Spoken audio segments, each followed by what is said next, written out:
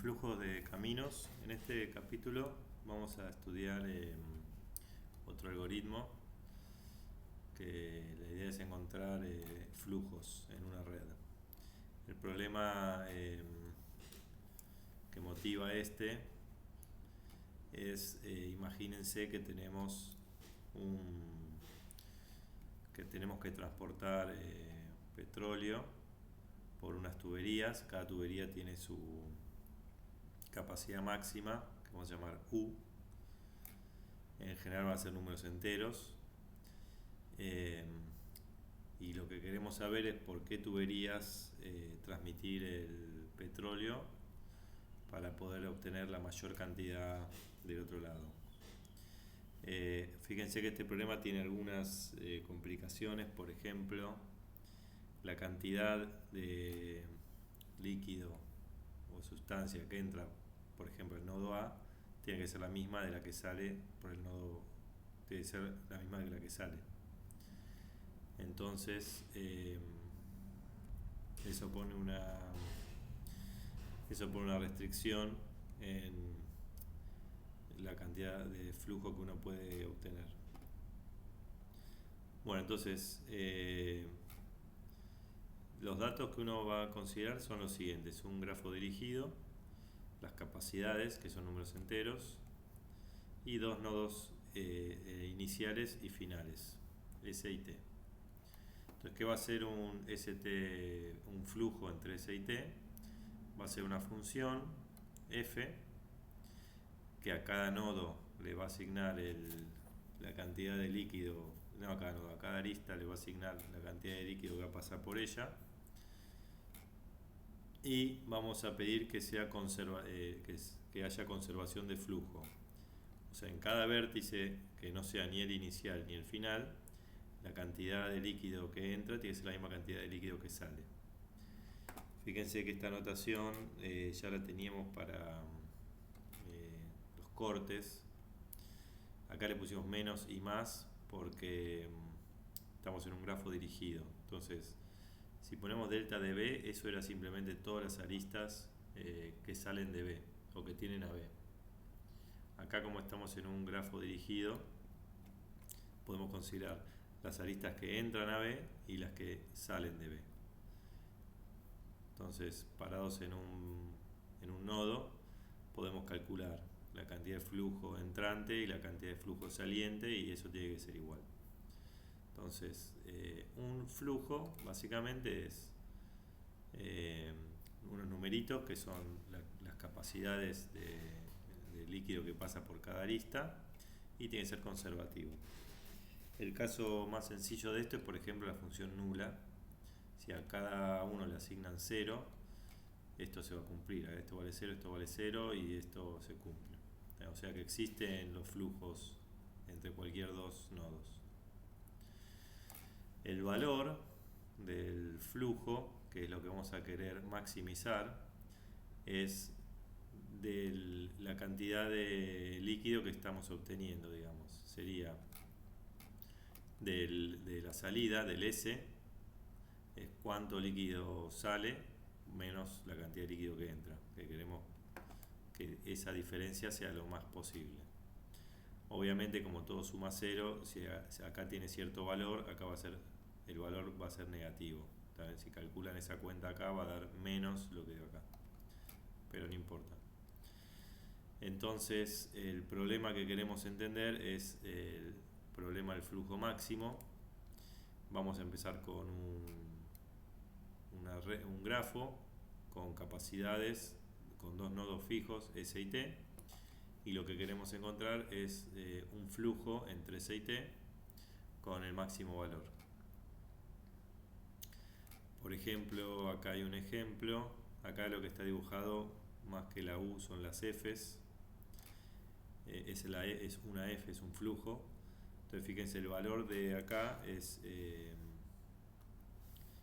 el valor en S es 9, porque tengo 6 y 3. Y si se fijan, por ejemplo, en cada nodo, esto me tiene que dar 0. Por ejemplo, en A tengo 1, 2, 3, eso suma 6, que es lo que sale, y 6 es lo que entra. En en C entra 6 y sale 6, 0, 0. Acá 0, 0, 4 y sale 4. Y acá, si se fijan, como les dije, entra 9. Porque acá salió 9, acá va a tener que entrar 9. Porque no se conserva en cada nodo lo que entra sale. Así que eventualmente toda la salida va a tener que terminar en 9. Entonces, si acá era 9, es menos 9. Entonces, el algoritmo que vamos a ver para resolver este problema es Ford-Fulkerson algoritmo de Ford-Fulkerson, que lo primero que hacemos es dar una suposición que no es difícil de hacer, simplemente que no haya, si está la arista IJ, que no esté la arista JI. Si llega a ocurrir que nos dan un grafo dirigido con esas propiedades, lo que podemos hacer es agregar un nodo artificial en el medio, un nodo, llamémoslo K, y dividimos el eje, la arista IJ, la dividimos en dos, JK y KJ. Como que ahí lo que hacemos es cumplir esta suposición sin modificar el problema. Y ahí lo que habría que hacer es la misma capacidad, se preserva la capacidad, porque estoy como el caño que vuelve, lo estoy partiendo en dos, digamos, es el mismo caño, tiene la misma capacidad. Bueno, ¿cómo sería la idea del algoritmo? La idea es empezar con un flujo nulo y de a poquito ir como modificándolo, ir aumentando el valor de S. Entonces empezamos, por ejemplo, este no va a ser el algoritmo, pero sería una idea media inicial. Empezamos inicializando todo con 0 y vamos repitiendo, ¿no? Encontramos un camino entre S y T cualquiera. Por ejemplo, un camino entre S y T puede ser S a T cualquiera. Y para cada arista lo que hacemos es aumentar el flujo disminuyendo la capacidad. Y ahí volvemos a iterar. El objetivo es que al final de todo nos quedamos sin capacidades y con el flujo más grande posible. También porque recuerden que si yo acá no puedo poner como flujo 6, porque si pongo como flujo 6, este no tiene capacidad para enviar 6. Entonces no se va a cumplir eso de que la suma de lo que entra dice la suma de lo que sale. Entonces en cada camino lo único que puedo hacer es encontrar el mínimo de los valorcitos, sería 3 en este caso, y a la f ahí la modifico, acá le pongo un 3 y acá le pongo un 0. Entonces ese ya lo borro porque ya no puede circular más. Entonces la idea del algoritmo va a ser ese, ir modificando una f que vamos a tener que ir considerando. Entonces para eso, para hacerlo bien, o sea, acá se muestra que esa idea de este algoritmo inicial no funciona, porque rápidamente el grafo me queda partido en dos y no tengo manera de pasar de uno al otro. Entonces lo que hay que hacer es como ir teniendo un grafo residual, justamente se llama grafo residual, o sea, otro grafo dando vueltas que me vaya guardando información necesaria. Entonces este grafo residual se va a definir de la siguiente manera, es medio complicado, pero vamos a hacerlo de a poco. Entonces, dado una red o un grafo, le dice red cuando tenemos la información de las capacidades, el nodo inicial y el nodo final. Entonces, y supongamos que tenemos un flujo F cualquiera, puede ser todo el nulo o el que quieran. Entonces, dado un flujo, lo que podemos hacer es construirnos otro grafo, que vamos a llamar grafo residual, sin perder de vista el original. O sea, va a ser uno que vamos a tener como un grafo auxiliar, digamos, que le vamos a poner los mismos vértices. ¿Qué pasó? Los mismos vértices, pero las aristas vamos a poner otra cosa. Entonces vamos a poner la arista IJ, o sea, vamos a repetir la arista IJ si la capacidad es más grande que el flujo. O sea, si está bien el flujo es correcto, le agrego esa arista. Pero le voy a agregar una arista que vaya en dirección contraria si el flujo es positivo. O sea, si es distinto de cero el flujo, le agrego una arista en dirección contraria. Entonces fíjense que este nuevo grafo, que tiene los mismos vértices, va a tener más aristas. O bueno, va a tener aristas distintas. Voy a tener las aristas en las cuales todavía puedo fluir, o sea, tengo capacidad para seguir fluyendo, y aristas en sentido contrario si me quedó flujo positivo, o no, me quedó flujo no nulo. Entonces a ese grafo residual le vamos a definir una nueva capacidad, o sea, nos queremos construir una network, una red. Entonces ya tengo el grafo definido. Ahora, ¿quién va a ser el U? O sea, tengo que definir un nuevo. El U nuevo va a ser simplemente la diferencia entre la capacidad y el flujo en esa arista, que esto es un número positivo porque es una arista que vamos a llamar que va para adelante, y en la arista que va para atrás le pongo el flujo que tenía antes. ¿Está bien? Entonces siempre información que uno tiene. Y acá me quedó entonces las dos definiciones relevantes: grafo residual o grafo auxiliar, capacidad residual o capacidad auxiliar, y va a llamar camino F aumentado, simplemente un camino en el grafo este residual. Entonces lo que nos va a interesar es encontrar caminos en este grafo residual entre el inicio y el fin. A eso lo va a llamar camino F aumentado. Entonces este lema es el que nos va a permitir hacer el algoritmo.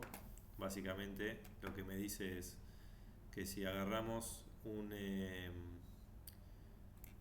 grafo con capacidades inicio y final y un flujo entre S y T, agarramos un camino F aumentado, que eso lo que está diciendo simplemente es un camino en el grafo residual entre S y T, y agarramos el mínimo de todas las capacidades en ese camino.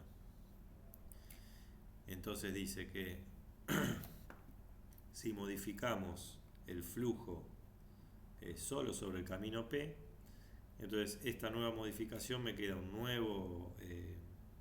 un nuevo camino en el grafo original, pero con el valor un poquito más grande. Conclusión: si uno aplica este lema, lo que me está diciendo es que el valor que quiero maximizar va a ir creciendo. ¿Está bien? Entonces este lema es lo que se aplica, vamos al algoritmo. Entonces el algoritmo de flujo máximo, entonces el inicial,